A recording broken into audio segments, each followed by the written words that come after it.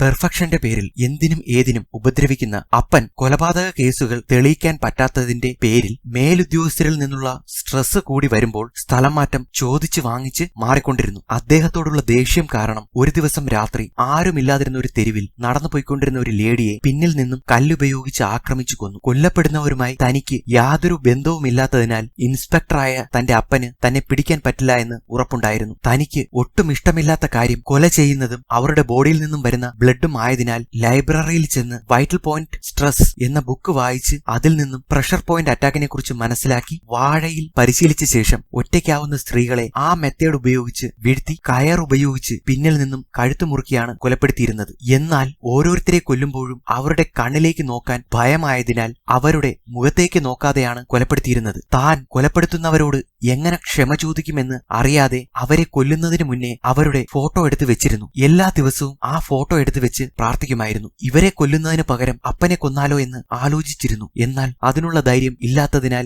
അതിന് മുതിർന്നില്ല. എന്നാൽ ഒരു ദിവസം പെട്ടെന്ന് അറ്റാക്ക് വന്ന് അദ്ദേഹം മരണപ്പെട്ടു എന്നും കെന്നഡി കൂട്ടിച്ചേർത്തു. ഇതെല്ലാം കേട്ടുകൊണ്ടിരുന്ന പ്രകാശ് എസ്പിയോട് പറഞ്ഞു, ഇപ്പോൾ നടക്കുന്ന കൊലപാതകങ്ങളും ഇയാളും തമ്മിൽ ബന്ധമുള്ളതായി തോന്നുന്നില്ല. കാരണം ഇയാളുടെ അപ്പനോടുള്ള ദേഷ്യം കാരണമാണ് ഓരോ സ്ത്രീകളെയും ഇയാൾ കൊലപ്പെടുത്തിയിരുന്നത്. അപ്പന്റെ മരണശേഷം ഇയാൾ എന്തിനു വേണ്ടി സ്ത്രീകളെ കൊല്ലണം? മാത്രമല്ല ഇയാൾ കൊലപാതകം ചെയ്യുന്നത് പിന്നിൽ നിന്നും കഴുത്തു മുറുക്കിയാണ്. എന്നാൽ ഇപ്പോൾ നടക്കുന്ന കൊലപാതകങ്ങൾ മുന്നിൽ നിന്നും കഴുത്തു മുറുക്കിയാണ്. ഇയാൾ കൊലപ്പെടുത്തിയിരുന്നത് 40 വയസ്സിന് മുകളിലുള്ള സ്ത്രീകളെയാണ്. ഇപ്പോൾ കൊല്ലപ്പെടുന്നത് 30 വയസ്സിനോ 25 വയസ്സിനോ താഴെയുള്ള പെൺകുട്ടികളാണ്. ഇപ്പോഴത്തെ കൊലപാതകി ഇയാളല്ല എന്ന് പ്രകാശ് തറപ്പിച്ചു പറയും.